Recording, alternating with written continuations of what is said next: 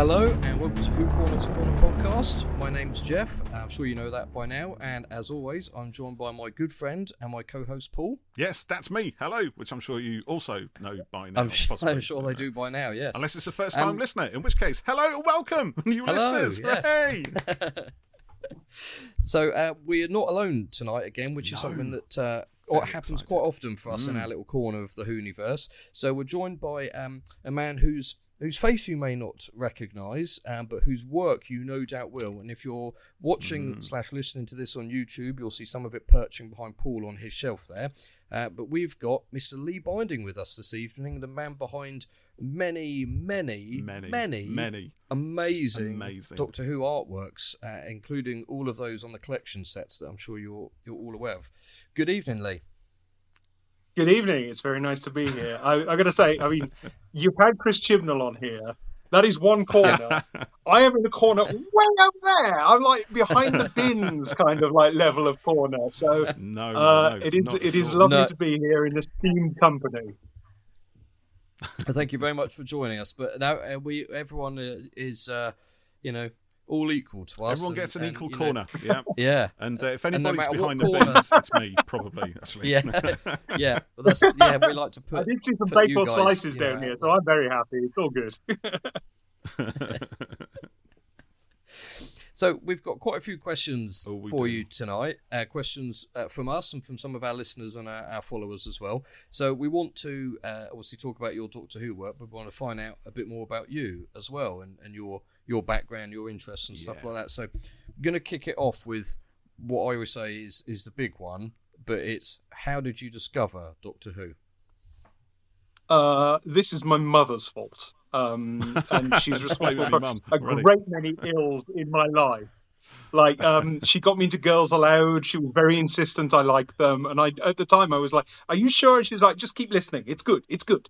And she was absolutely right. That's good. Yeah, she's not wrong. And a similar sort of thing with... No, I know. She knows quality.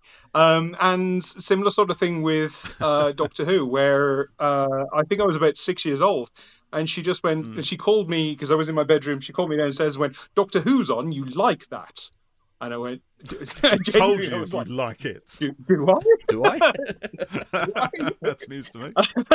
So I was called downstairs, and at the end of it, I was like, yes, I do like this. So that's how I got introduced into Doctor Who, basically.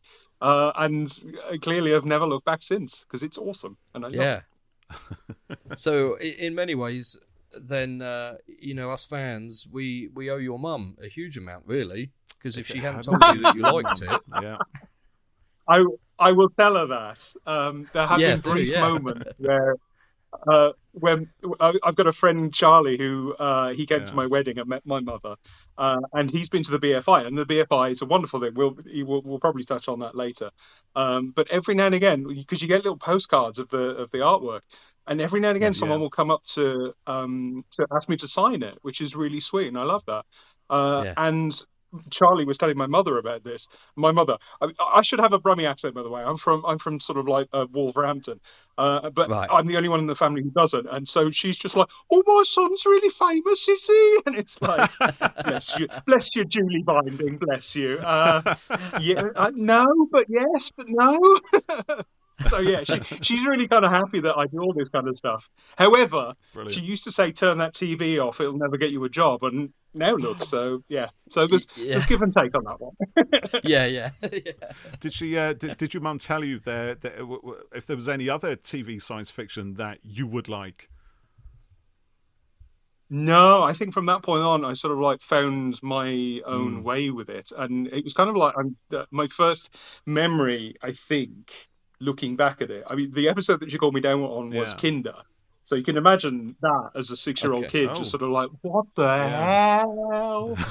But, loved it. But the wheel. I genuinely think she had exactly, and just sort of like I think it still lives in my DNA actually. So it was kind of nice doing that season when I did the collection, because it was sort of like something primally or like the Mara, just like already there and being part of me. But yeah, sort of like growing up around that time, it was when science fiction was really kind of at a height, and it dipped again in the sort of 90s, 2000s. It's back up again now, which is glorious. But yeah, you had that sort of like, there was so much stuff of it around because Star Wars had, you know, the aftershock of that was still going. And you got Buck Rogers and, you know, so many other little things. And then you could discover the stuff from the 60s which were being repeated. And, you know, Lost in Space was on Channel 4 and all that kind of stuff. It was wonderful. So, yes. So many good sci-fi shows. I love them. Yeah, there was good stuff. Yeah, I think Black 7 was coming Time to Tunnel as well. Owen Allen. Yeah. And repeats of Space 1999, stuff like that. It was all kind of going around. Voyage to the Bottom of the Sea, even. I never got into that, and I don't know why. Did you not? I think it was. Yeah, it must have been ITV, and I don't know. One of my friends always said, "Oh, we don't do the third channel," and I genuinely don't think we were that. My dad was a bit like that. Was it on ITV? Because I think it was just in the dip when I wasn't watching TV as much, wasn't it? Yeah, but it was like a lot of those things on ITV because it was all.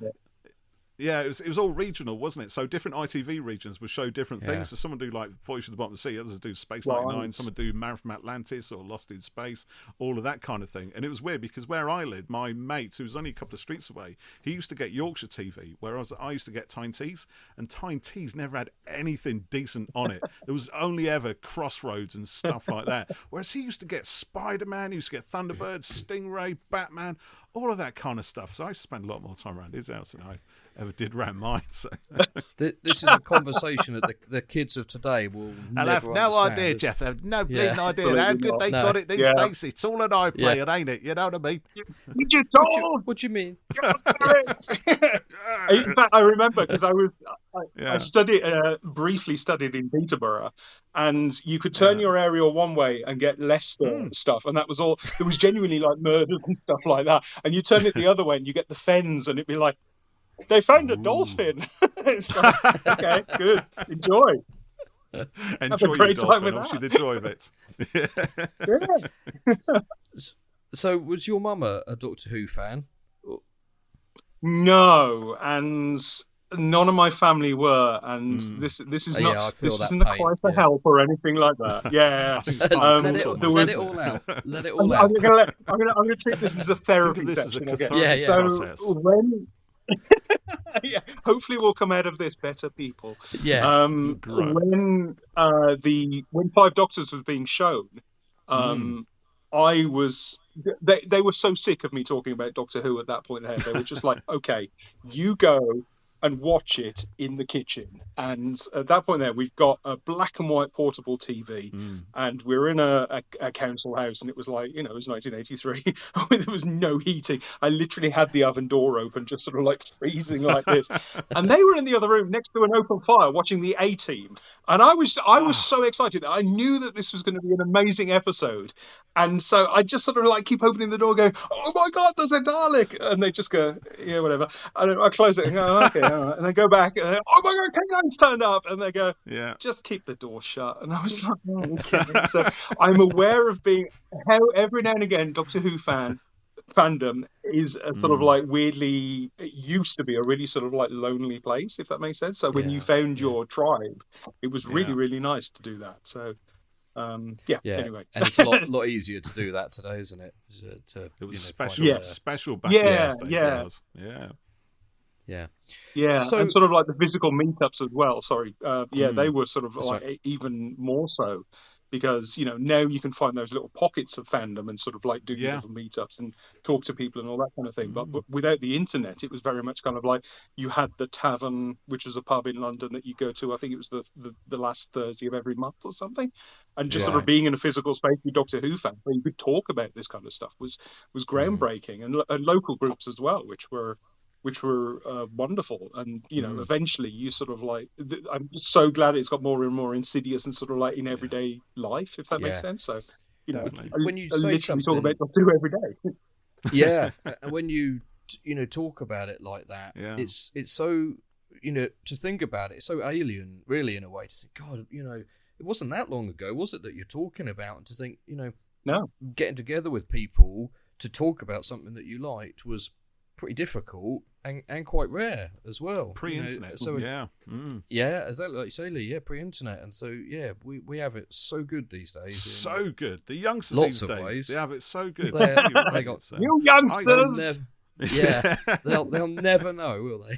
They'll never know. No, but I remember because I used to go down to I used to be in a part of a short story group in Brighton, and I lived in Epsom at the time, and they met on a Friday, always down in Brighton or down somewhere like that. And I didn't drive at the time, so I always had to get the train, and I'd always be coming back at like 1 o'clock in the morning. The last train home to Clapham, and then across from there, and it was an absolute nightmare. But for a few hours, just when I was in Brighton, sit around the pub, talking with the guys, and we talked about all kinds of sci-fi stuff as well. And it was like the guys from Interzone would be there. You remember that? If you remember that magazine for short stories and science fiction and stuff like that. But it was a real good vibe.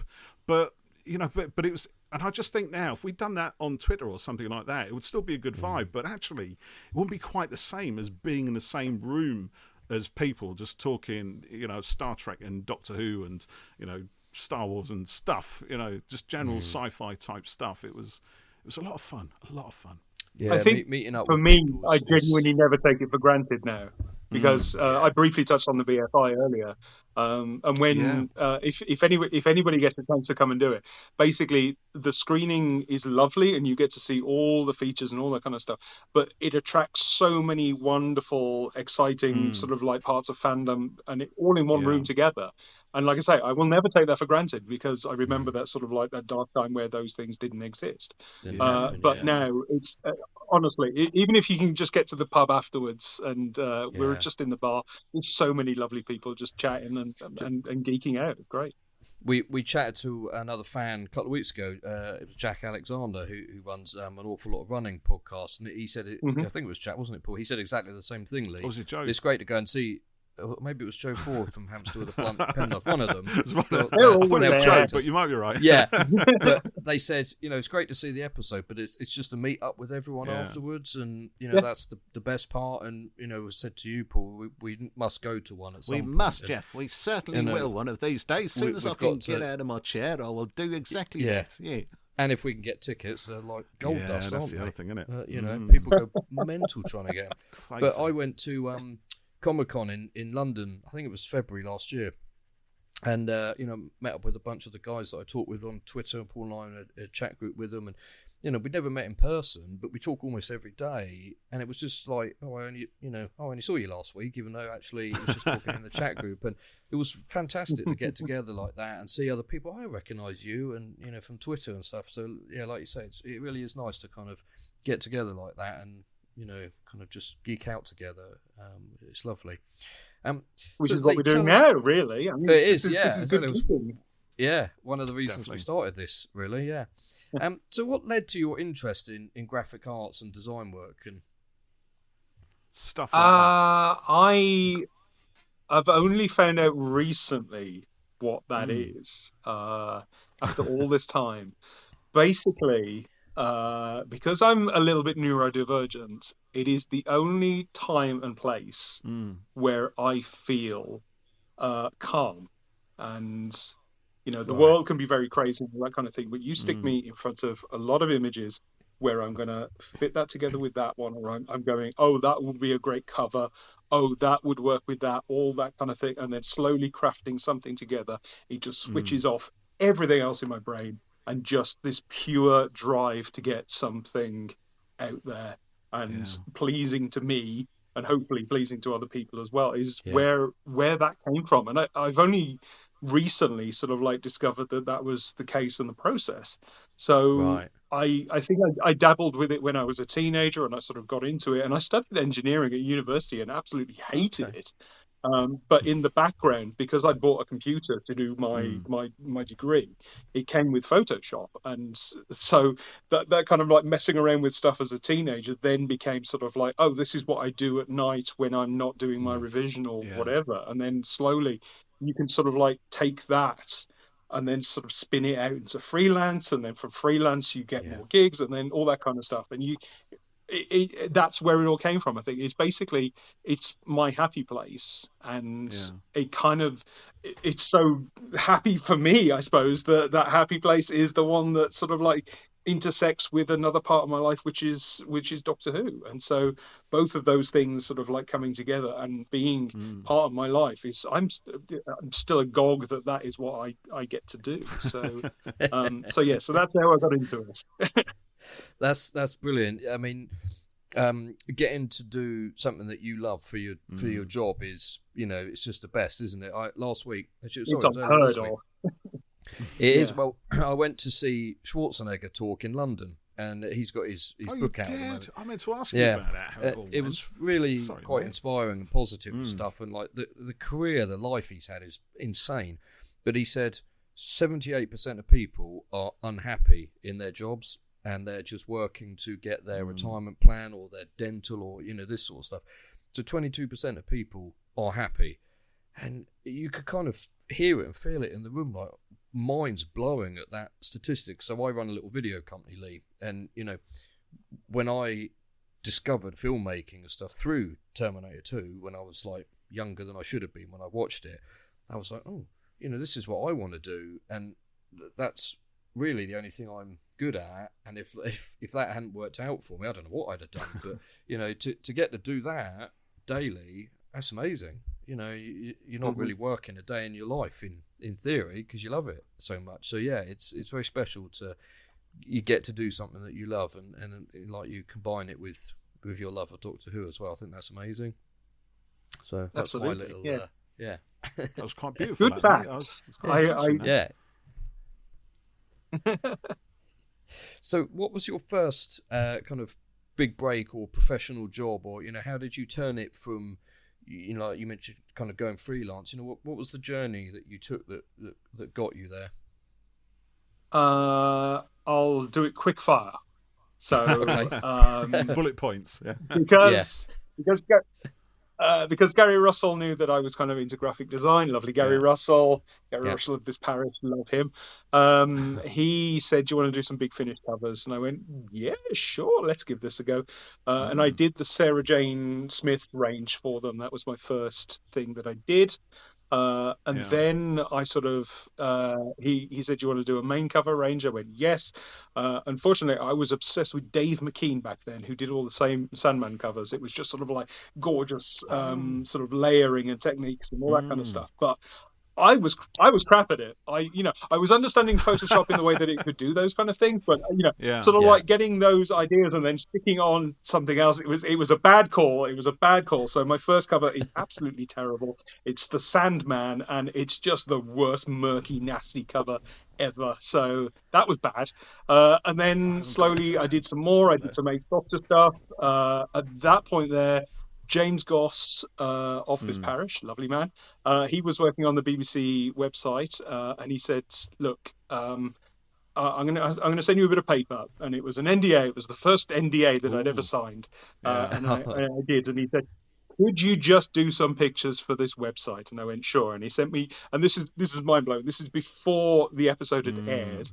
And he sent me all the assets for The End of the World. And I was looking at all these tree people and going and the memes and the ones with the wicker basket things, and he went, can you just do that as a website image for me? And my mind was just blowing. So I did that for a while, and then they picked up some of the images that I did for that, and that became sort of like part of the BBC, because I don't know whether you know, sort of like there's so much BBC budget that is apportioned to the start of a series that they go, we're going to do big launch for this kind of thing.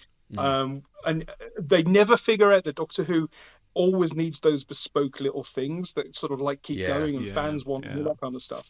So it got towards the end of the series, and BBC Publicity weren't doing anything. So they just sort of stole all our artwork and just went, we're going to send this out now. So there's a shot of the hologram version of Eccleston in front of the TARDIS console, and that was mine. And BBC Publicity went, yoink! And then that got me noticed by other people. Basically, I was working on with them. I ended up doing the Iconics for Series 6. In Series 6, I did some stuff for them, and then Series 6B was solely me, and then Day of the Doctor, and then the collection. I think that's everything. I think there's probably more. There's book covers and stuff like that, but your list of credits, I was looking it up the other night. From DVDs, books, Blu-rays, audios, etc. It's a lot of pages, isn't it? It's incredible what I wrote here.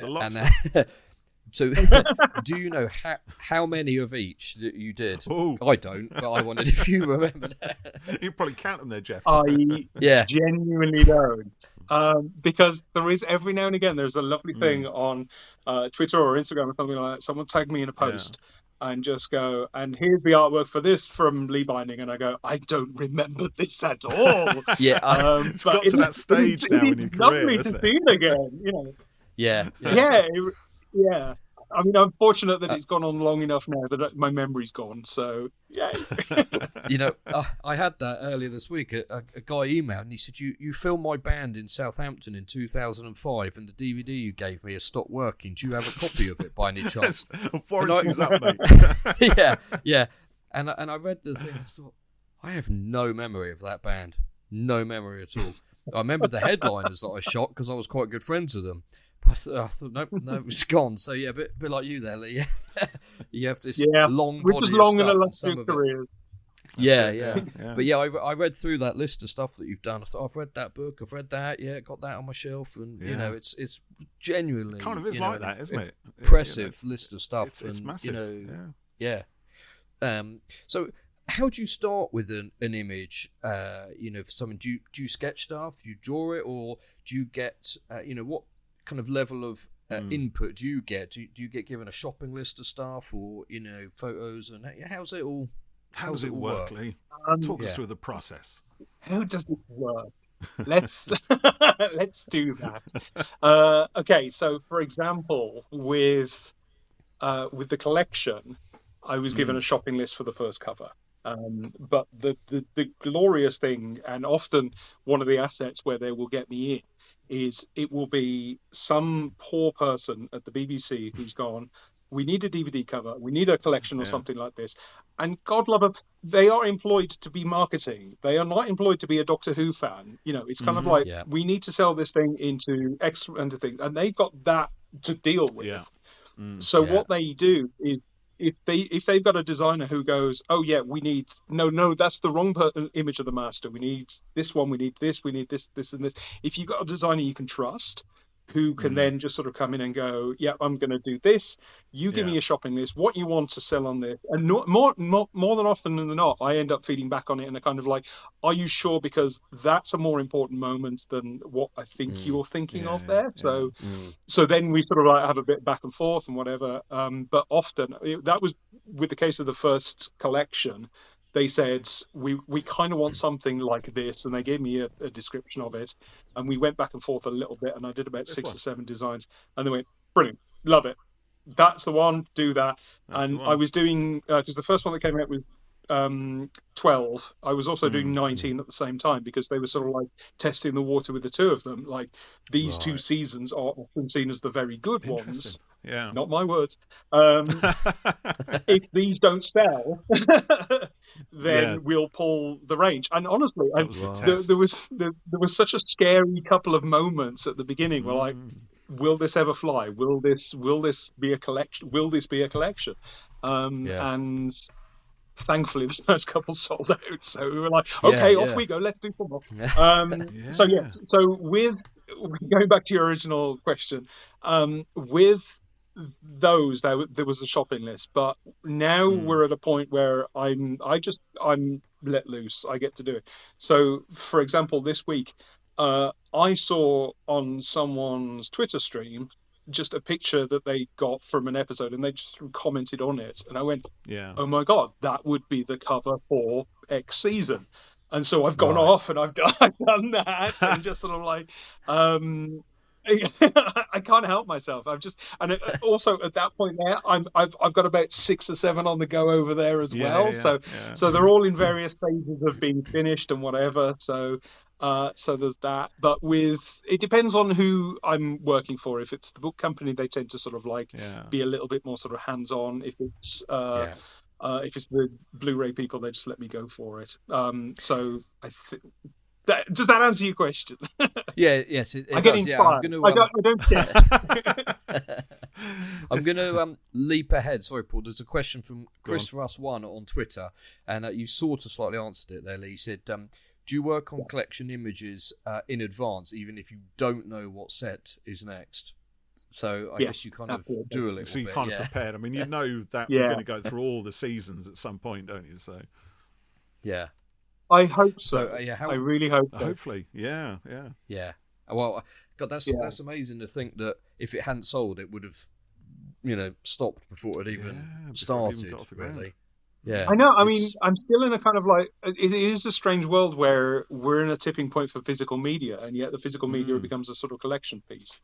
So there is a thing where people will ask me online, and it's very nice of them. They say, "Can you give me the artwork for the booklet? Can you give me the artwork for the back or anything like that?" Yeah. And it's, for me personally, it's part of that. It's one of the selling points. It's not it's not something that you should sort of take away from that, because people are paying a lot of money for these things that go, I want to invest in this, and bless them, a couple of people have said I only buy this for the artwork, and so taking that away from that and going, here it is, it's on Twitter, it kind of like diminishes it slightly. So I don't want to be that kind of like, I'm hoarding all my things, but it's like I want to make sure that everybody's got best value for money, if that makes sense. So yes. That's good. I think you're right. I mean, you're right. It is, because I think physical media has to sell itself harder in some ways.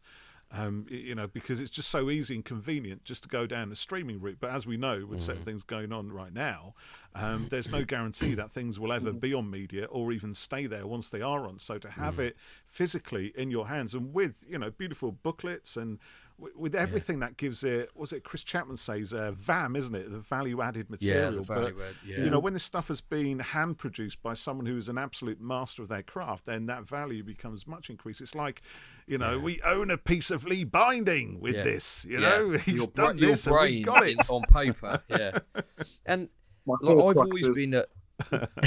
always been a sucker for, a nice kind of box set of something. I love a band good box put set. out an album, and the collection sets are these box sets, these collections, are incredible, just gorgeous. This first one is season 12.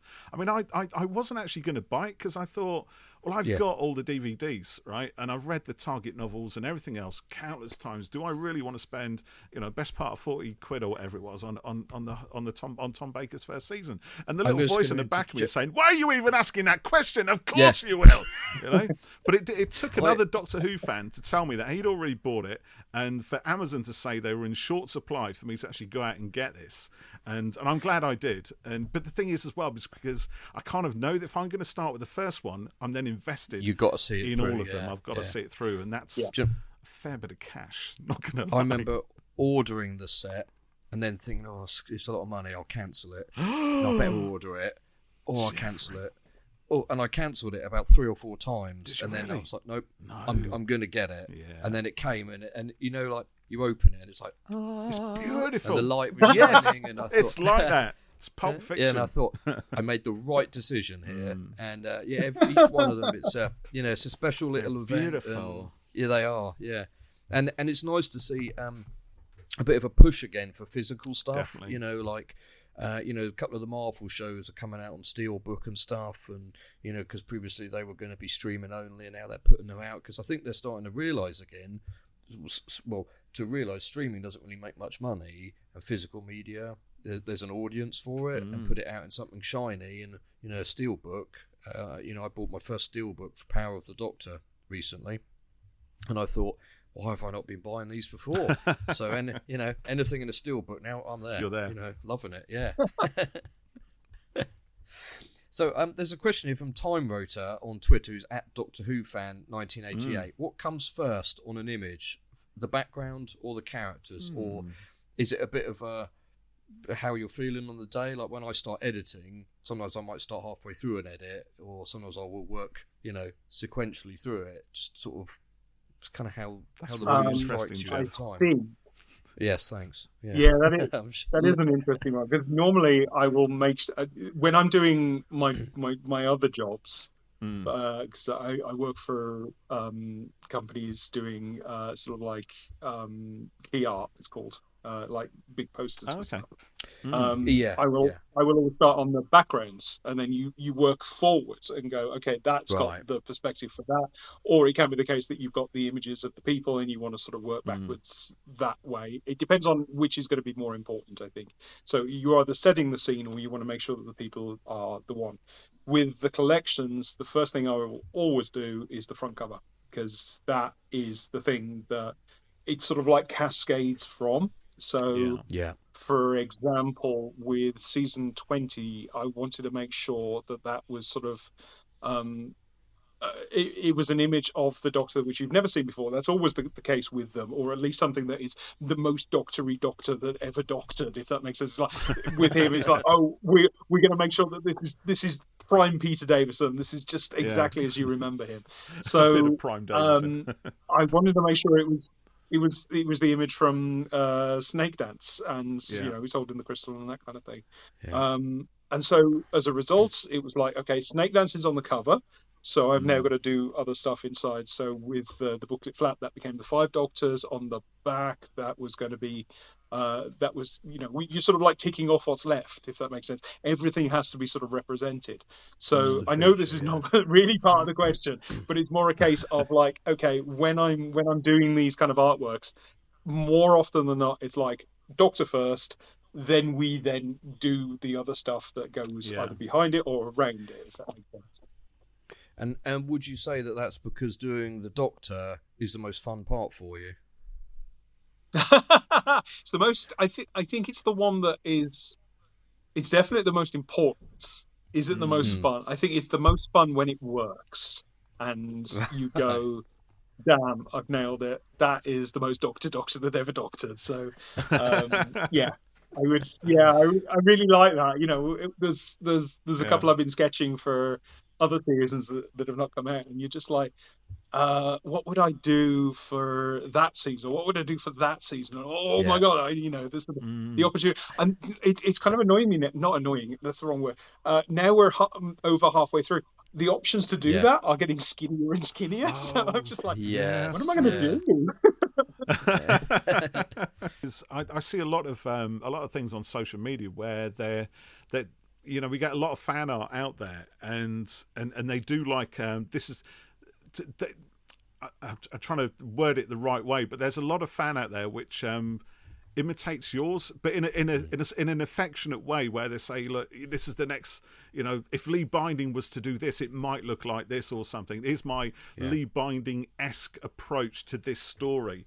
And it seems to me that there's kind of like a benchmark, the Lee Binding benchmark. That is where everyone aspires to be at that kind of level. Yeah, I'd say, that's true. Yeah. I wasn't a question attached to that. Sorry.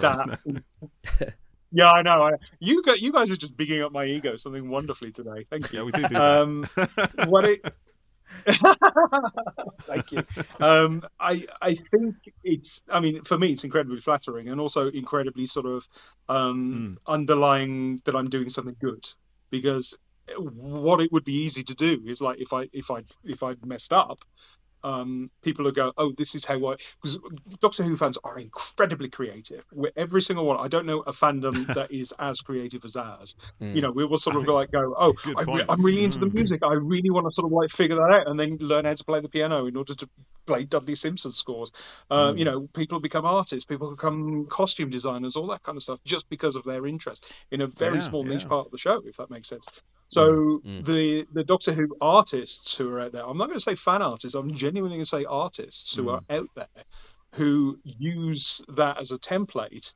I've gone, okay, that is accepted. I like this. This is good. This works for me. I'm now going to do my version of it. And I'm just like, hell yeah, go wild. Love that for you. Yeah. Because it means that I've got it right. Yeah. It's inspiring as well, isn't it? Sorry, Jeff. I was just going to say, because you're inspiring people to switch on almost, and maybe there are people who might not have even been involved in art if it weren't for your covers, kind of giving them a little push or inspiring them to take up a pen, even in Photoshop. Yeah. I don't know what the digital equivalent would be. Would you use a pen in Photoshop? I think you could use a pen tool, couldn't you? I don't know. I'm rambling now. Sorry, Jeff. Yeah, use a pen. I use the whack-on. P button. That's it. There you go. There's so much fantastic, like Sidley, just art out there, and also it's really nice to see someone in particular, whoever it might be, put their first piece out, and you think, oh yeah, that's good, there's something there. But then a year later, they've developed the skills, and then got their own style, a bit further after that, like a guy in Australia we know, Cooper Hillier. He does some stuff. He did our artwork previously, and his stuff really grew in his confidence and the Photoshop usage and his composition work as well. There's a guy called Joe Cook who did our banner and stuff at the moment. Lovely work, and it just. Yeah, that was really nice. Yeah, I saw that on Instagram. And it was just like, damn, I wish I thought of that. That's a really nice lineup. Yeah, I said to him, can you fit all of them in a Twitter banner? Every doctor. Or is that a no? And he said, well, I could do the new ones, and then I'll use the hexagons or whatever for the classics. I said that works for me. Yeah. And that was quite funny. He said, if you've got any ideas, I said, all the doctors, that's it. And I said, show me what you got. And he came back with that, and I said, yeah, brilliant, love it. Good. So that looked great as well. So as a fan, when you so I saw recently that they've scanned, was it 27,000 photos or something at 8K resolution, and they're going to start uploading them on the BBC website. So as a fan, did you get access to like the archive of stuff for work, and was that the key like incredible to get into that and see stuff that people haven't seen in decades and people haven't seen at all, and what was that like? Yes, it is incredible. It's not as sort of Raiders of the Lost Ark as you imagine. Don't spoil my dreams. Don't spoil the image that's in my head. I'm keeping hold of it. I don't care what you say. It's glorious. Do they not wipe your memory when you leave then? You've been here before, it's Lee. Kind of like... I haven't. Who am I? What am I doing? I mean, that's just my day job. Anyway,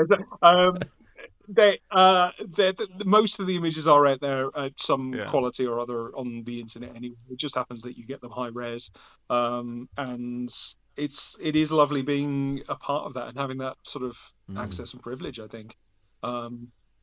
Unfortunately, I think that every now and again I will get people just sort of asking for the same privilege, and I like, okay, I wish I could let you have this, but I literally do this for the BBC, and if you want to do a sort of mock-up for a cover of Tomb of the Cybermen, I don't think I can allow it. I'm really sorry.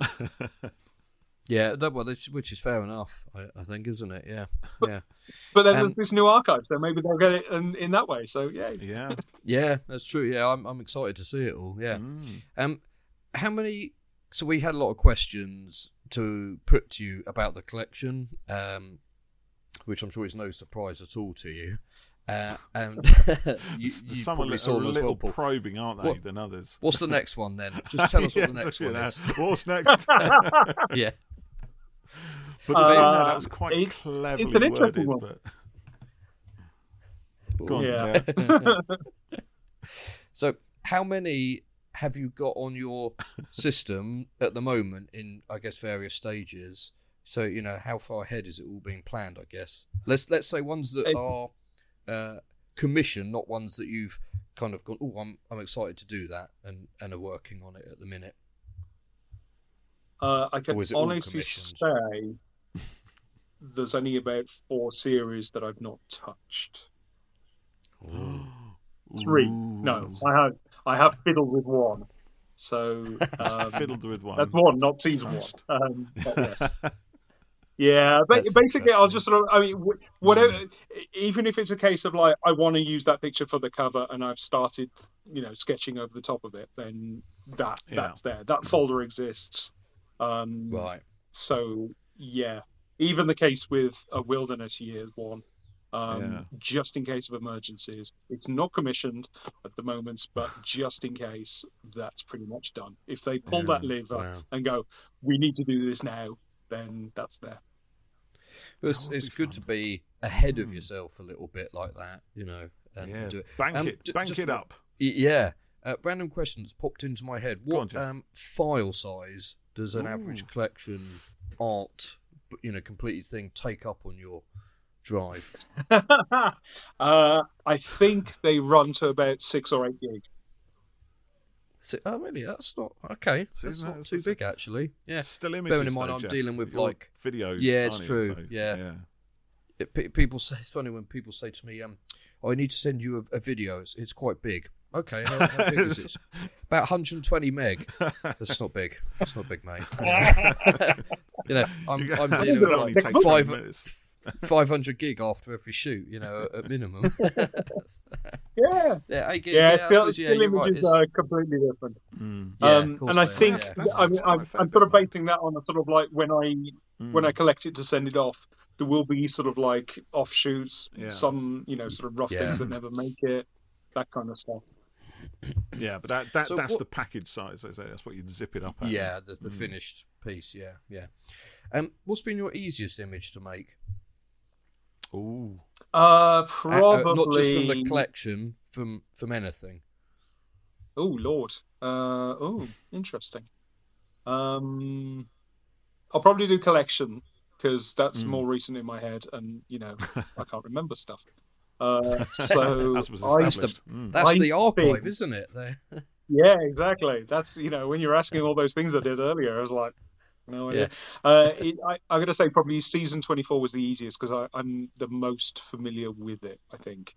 And it just it was one of those that just sort of like emerged fully formed. It was there, it was happy, there was no tweaking. It just wanted to be in the world. So it was like, okay, you're here. That only took like a month and a half, which normally they take 3 months. It was just sort of like chef's kiss.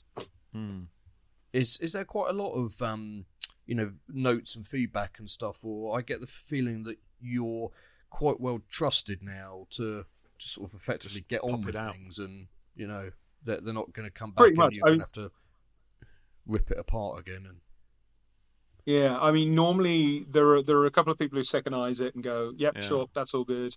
But it's just me and a couple of other people really. Right. There's never any notes. Actually, no, there was some notes on season 20, and that was because we got a new brand person in place, and he was just like, "I just want to check on this," and it's like, "Okay, love you. You're just doing your job. Welcome to the team."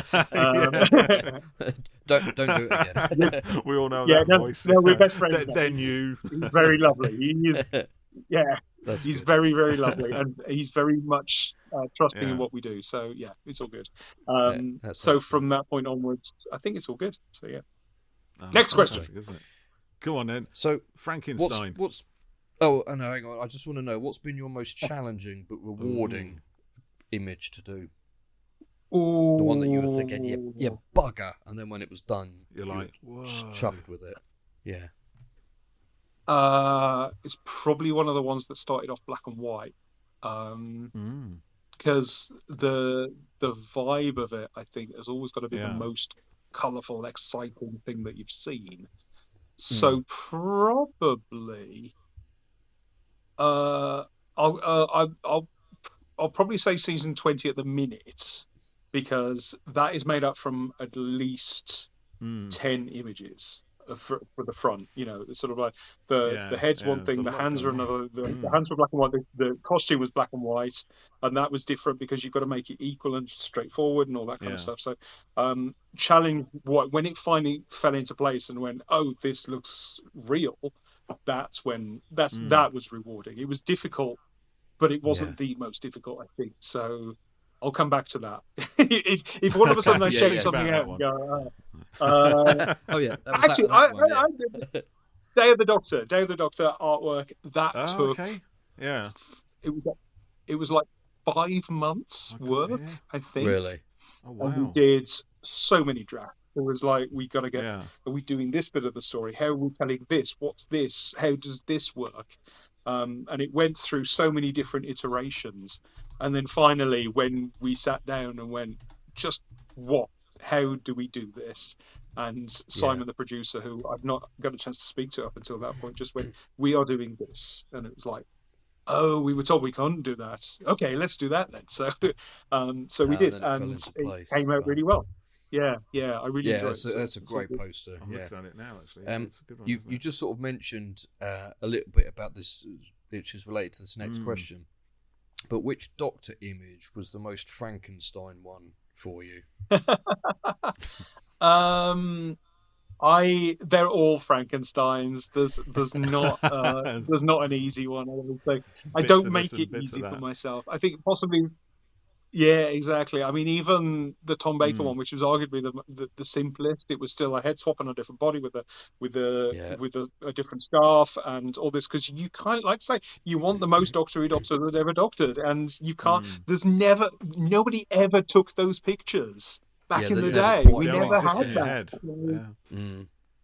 Yeah, exactly, and that's the point with the collection. And if you forgive me, sort of to sort of divert for a second. No, go for it. The idea for me with the collection is like you look at the front and you go, I remember the ethos of this. I remember this excitement. I remember the kind of the colours and the shapes and all this kind of stuff. And slowly, as you go through the collection, it will be the case that it's like, oh, and this is a little bit more toned down in the kind of like the adventure of the booklet cover. It's more sort of, it's a snapshot of that moment, or, you know, the sort of like, oh, we're still getting the sort of the sense of adventure. And as you get into the disc art, it becomes a little bit more toned down until the point where you actually get to the episode itself. And it's like, oh, and so it's like a trick of the memory, if that makes sense. It's like, this is boom, this is primal, this is your memory, and this is kind of the actual episodes. And I'm not saying that they're diminished in any way, shape or form. It's more a case of like the memory of I'm doing it for nostalgia. It's that idea of how the excitement of it, and then you come to the actual thing and you go, this is still exciting, but in a different way. And that's a beautiful way to think about it, you know. And I think you're absolutely right, Lee. You know, it's now that you've explained it in such a way, I can see it, because I think the biggest reason why I did take the plunge, aside from being kind of nudged into it, is because, you know, it's exactly that on the cover. There's the excitement right there. It takes me back to a certain time, you know, to the very first episodes of Doctor Who that I ever watched. You know, even before then, I think the Sontaran experiment and the Ark in Space were among the very earliest memories of Doctor Who, and the art evokes that on the season 12 box set. And you're right, and I think that's the thing, because even though you've seen the episodes themselves, and I have lots and lots of times, and that was the reason I hesitated, because I think what is new? What haven't I seen? Yeah, there's a few extra features and stuff like that, but essentially they're probably telling me stuff that I probably already know. So the artwork is a massive part of that pull. You know, I don't want to call it a sell, even though it is, right? But it is a kind of pull. It's so brilliantly done. And now that you've explained some of the science behind it, I can see it even more. And I think you're even more cunning than I first imagined. In a nice way, obviously, you know. Of course, thank you. Yes, of course. A similar sort of thing, actually. In that case, then, when you were talking about the Genesis of the Daleks, you have a look at the booklet artwork. It's deliberately done in the style of an old Target novelization, or a little bit sort of more nostalgic. But when you get to later seasons, they tend to be a bit more neon. So it is the case of.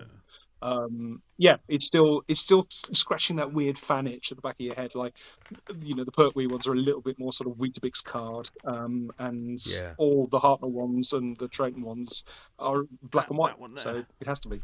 Yeah. Is it that the fellow there, isn't it? Is that the one? Genesis of the Daleks. Look at that. The Doctor wrestling with it's almost like as well as Target. It's almost like the Frank Bellamy works as well, isn't it? It seems to be pulling off those to some degree.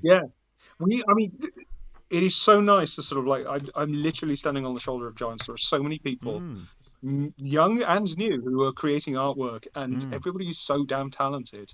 And just sort of like having that sort of that legacy that has gone before you, and it's very sweet of you to say that I'm now there as well. But, you know, I hope that becomes part of history, and then, you know, there's so many people more inspired that way, because undoubtedly there's so much talent out there.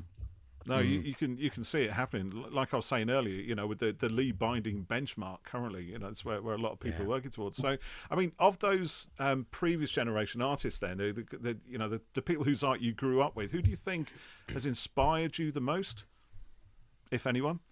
Andrew Skilleter. Oh, Andrew Skilleter. Really? 100%. Brilliant. He taught me how to do lights. It was just... Yeah. The cover, I think I've mentioned this a couple of times when people have asked me, but the cover of the Crotons is possibly, I just stared at it. I love it. It was like, yes, same. It's so good. And it was like, look at this thing in this sort of like environment with the shape and the colours and the shine and geometric. Just like, absolutely. And so from that, I sort of like started looking at all his work, and I got the calendars and the way he paints Cybermen. It's so good. It's just he's a genuine talent. So it is that nice thing of every now and again we talk on Facebook, and I'm still just like, you do artwork. I love that. He had some books out recently, didn't he? Andrew Skilleter, he's he had one out very recently. Yeah, with his saw those somewhere. Lee, we've got some questions here from listeners. Oh yes, we do. Our Twitter fans and others. Is it still Twitter? It's not really Twitter now. It's X. I can't get that into my head. No, Elon, what have you done, you knobhead? It sounds wrong, didn't it? Do you want to do some of these ones, Paul? Let's have a look. So, Mark Dodick would like to know what's harder to work with, space rocks or space trees?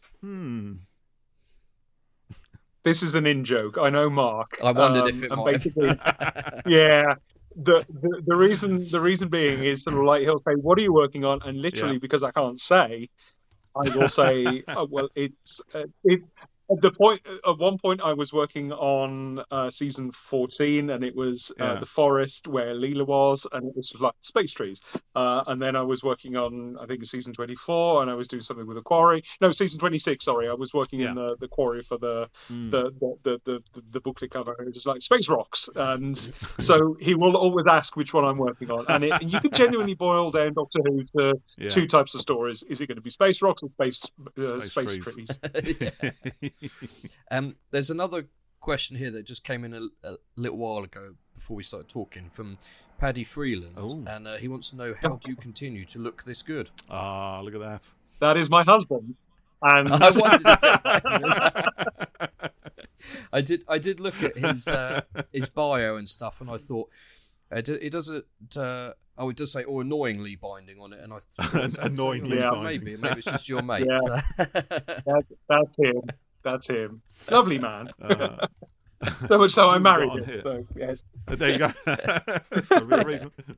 So, well, he says nice things like that. So yeah. We've also got Chris Russ 1 on Twitter. Who I know we've had that one already. Jace. No, yeah. We sorry, I leaked that. Here we go. Early, Jace at J. There's two Y's in there. TW. Asks, which Doctor outfit variation is your favourite one to work with? That's a good question. That is a good question. And weirdly, I'm going to say Jodie's dark blue one, even though it's not hers, if that makes sense. Is it hers? Yeah. Yeah, it's kind hers. of. I mean, it's not the characters. Yeah. Because it was we talked to Ray Holman last year, and year before that, Jeff. Was it a year before that? Yeah, I've been doing this forever now, mate. Yes, yeah. And he just made that blue coat. I can't remember why he did it. And then when he got the script for, idea. Yeah, and he got the script for Once Upon Time, and he phoned up Chris Gibbon and he said, I've got just the thing that you need here, and then they were able to use it. And he a bit like you with some of your artwork, he thought, I'd really like to sort of invert it and make it. So he did it, and then they found a perfect narrative reason to use it. But yeah, it looks so cool, that one, doesn't it? It's great. Yeah. Ray is adorable. I love Ray. It's sort of really talented person.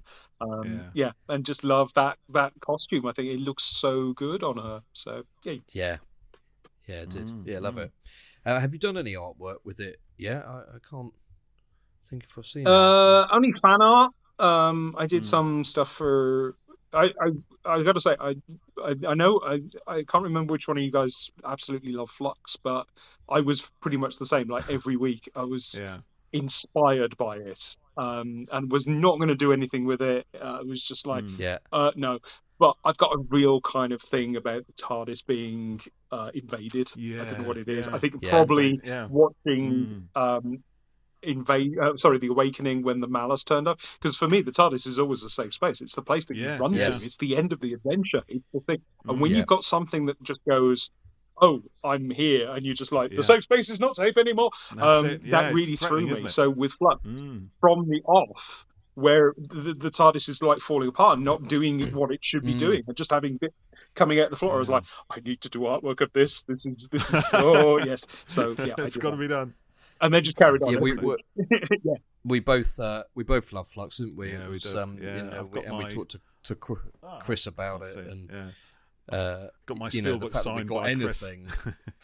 And that we got anything that year, and it was that good was amazing. But Flux had so many great moments. I'm not sure I've seen your pictures. I might get you to DM them to us a bit later if you wouldn't mind. I'd love to see them. So there's a question from Lewis Frisbee here, who is Frisbee Louis 17809, just rolls off the tongue. Which modern series or episode would you most like to make art for? And you've just sort of hinted it a little bit there. But let's say to do it officially.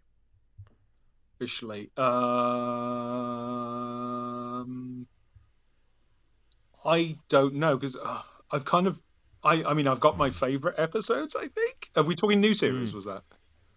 Yeah. 21st century episodes, is that what you mean, new Jeff? Series. Well, I suppose new Who from 2005. I'm gonna say that I all of them, they're all good.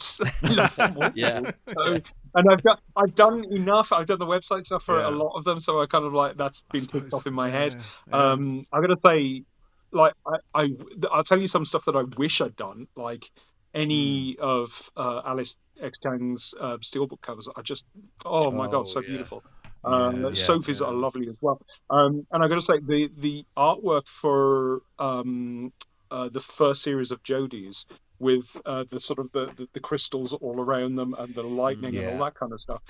The retouching on that, from a professional point of view, I was just looking at it and go, this is astonishing. This is how lucky are we to have this kind of artwork representing our show. It was sort of fantastic. It was gorgeous. So I wish I'd done that with that. Can I amend the question and just say I wish I'd done that? That'll do. There was some lovely 14th Doctor ones out earlier this week, weren't there? Oh yeah, they just released some of those, didn't they? Yes, they were very nice. They were really exciting. I like those. Yeah, David Tennant really rocking the Doctor Who hand, wasn't he? You know, there was a lot of got that. It now. Yeah. Well, it's his second go round. I'd expect him to have it on point really now. He's an old pro by now, surely. I'm a big fan of his reaching forward, because that's literally me every time every time I send an email with an attachment, I'm like, no! So actually, that's the face to make, isn't it? Gesture. That's the face. Yeah.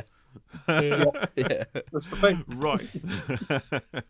Okay, so are we going to play the Grand Serpent's Asteroid? Hang on. Or we got more questions? Go on. We got one more question from Fraser that I'm sure you'd like to ask. Fraser always asked us to ask this of our guests. Fraser Gregory, at Felix Fraser on Twitter. I think he lurks on pretty much every social media, so we'll just call him Fraser Gregory. So Fraser asks Lee, Mr. Binding, quarks or crotons?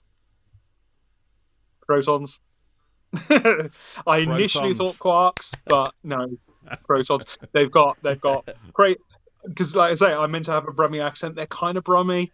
They're space Brummies. And crotons are space Brummies. I love that.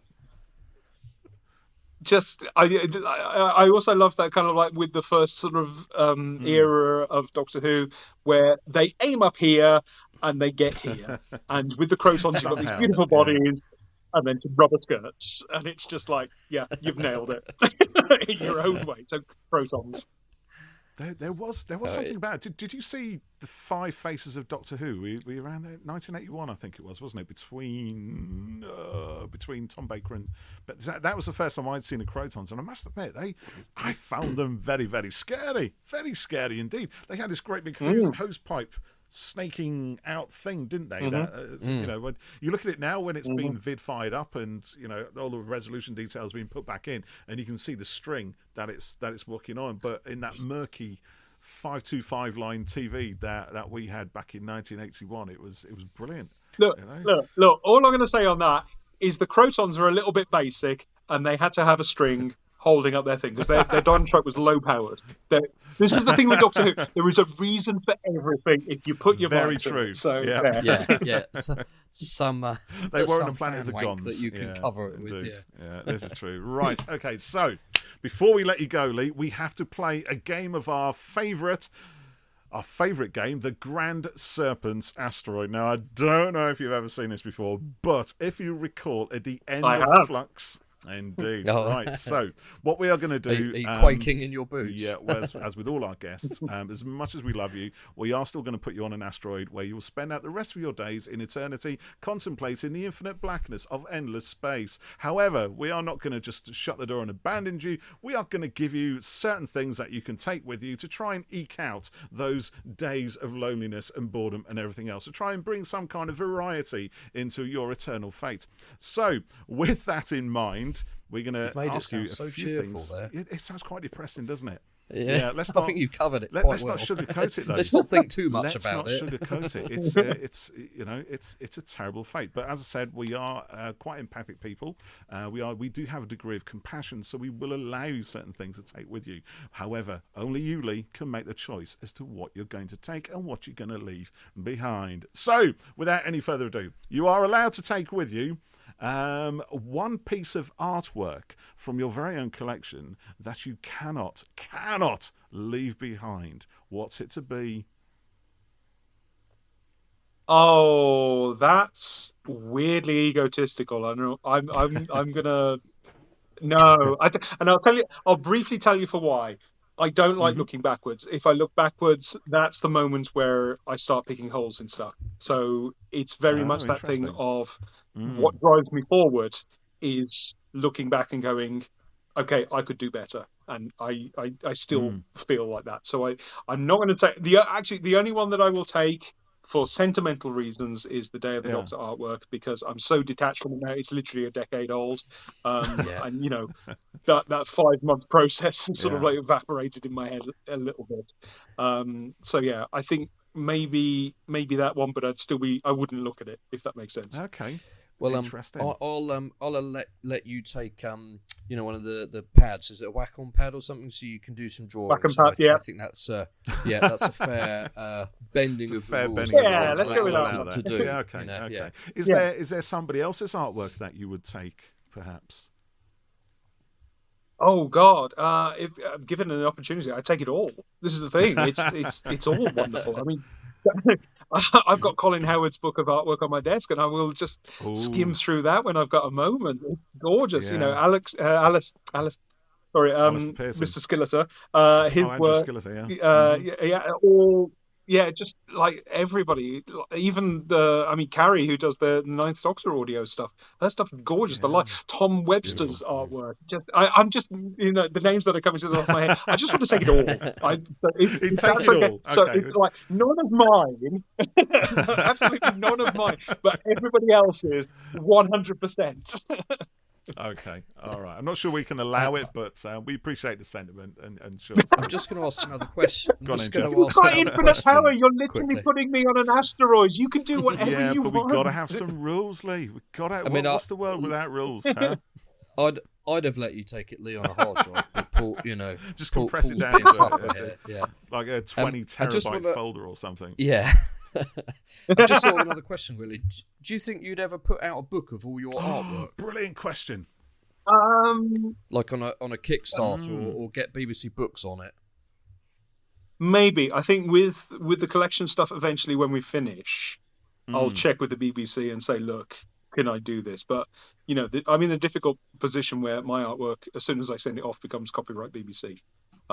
So you can't really do that. So let's say maybe I'll go and have a word with the lovely people who work there, and it would be quite nice just to sort of like go, oh yeah, here's the original artwork that comes from, and this is made up from these pictures and all that kind of stuff. It might be sort of fascinating for some people.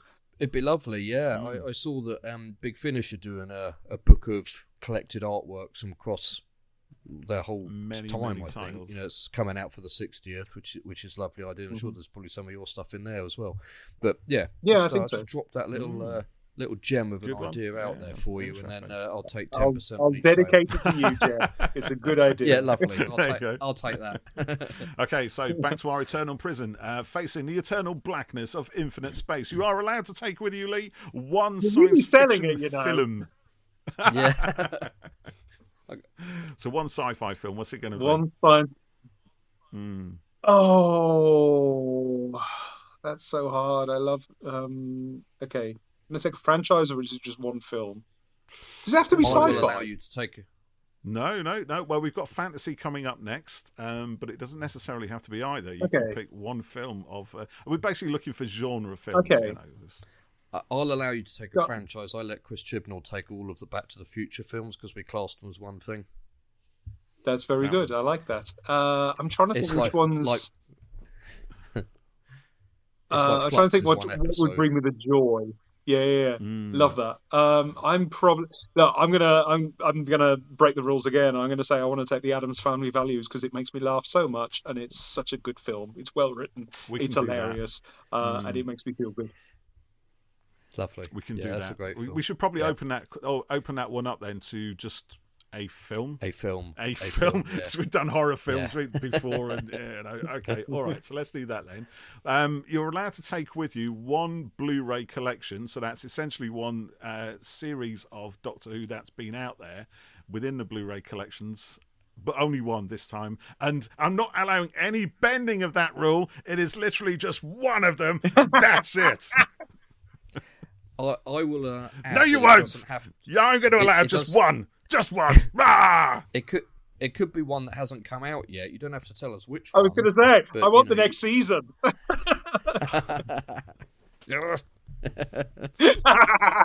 Screw your rules. I was going to say, folded in.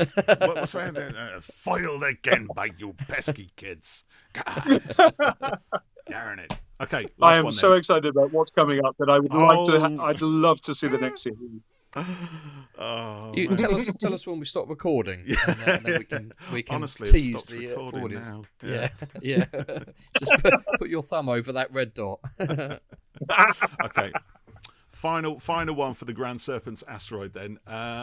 It's going to be one musical album. What you going to take? And we'll even give you the kit, the speakers, and everything to play it on. But no power. No power, yeah. I just have to look at it and remember. Yeah. What am I listening to at the minute? I probably would want something really chill and low key, just like not necessarily a musical album. I'd like some sort of like a vibe, if that makes sense. I'm breaking your rules again. I'm so sorry, Paul. But literally, when I'm falling to sleep and when I'm sort of like trying to shut my brain up from all those Doctor Who things, I'll just listen to a little bit of classical music before I go to sleep. And that sounds really fucking wanky, and I do apologise to anybody, but it's the only thing that I can just sort of like go, okay, the day is ending. This is what I need to do. So let's go with that. And I could probably use it to work as well if you give me a Wacom tablet as well. Yeah, I was setting you up quite nicely. I think so. Really. Yeah. Thanks. Am I basically working for you guys on this asteroid now? Am I just producing artwork for you guys? Yeah, we do need some new banners and thumbnails, actually. Yeah, we'll just put like a space-time funnel in there. You just shoot it up and it'll go and spit it out the other end. Yeah. That's all it is. Nice. Well, I look forward to my horrible future in the dark. Well, we do like to paint a picture, Lee, that's for sure. Yeah. I think we need some theme music on this. We bit, do. We keep saying we've got to get a little theme music or something. Yeah. What if someone will write us a little ditty? Yeah, we need to interview one of the Doctor Who composers. We need to interview Murray Gold and then just get him to write us a nice little ditty. Because I'm sure he'd do that for free. Honestly, I'm sure he would. Yeah, with no royalties. Exactly. Not much busy wise. No. I don't know what he's doing at the moment, but I'm sure he could fit us. Yeah, I haven't seen him around. No. Just on that, actually, how excited are you for the next series of Doctor Who, and what generally is coming up? I know you've got a bit of an insight into what's going on, but as a fan, how excited are you on a scale of 1 to 17.5? Oh God, I'm I'm so excited because not necessarily because I know bits of it, but just it looks so good. The trailer alone was just so exciting, and this is a trailer. This is like a 2-minute thing for 3 episodes that we're getting, and it's just like, look at that. And then we get a series afterwards. It's like, oh my God, I'm thrilled. I'm so thrilled. Brilliant. So, excitement cannot be measured. Basically, it is unquantifiable. There you go. There speaks a true Doctor Who fan. Absolutely. Yeah, you're one of us. Yeah. Yes. Yeah. Yay. Well, that brings us to the end of our chat here for this episode of Who Corner to Corner. As always, we could probably just keep talking, but people have got stuff to do, kids to put to bed, and dinners to have, and stuff like that. So, Mr. Binding, thank you very much for joining us tonight. It's been an absolute pleasure. Absolute delight talking to you. We can't wait to see what comes next from your creative mind, your wonderful mind. Thank you. It's been a real honour, and I really, really enjoyed myself. So thank you both, Good. and thank you everybody for the questions as well. Oh, brilliant. Thank you very much, everyone. Yeah, we always appreciate the questions. So yeah, we hope you've enjoyed our chat. We're sure you have, and we'll catch you next time on Who Corner to Corner. Until next time, bye for now.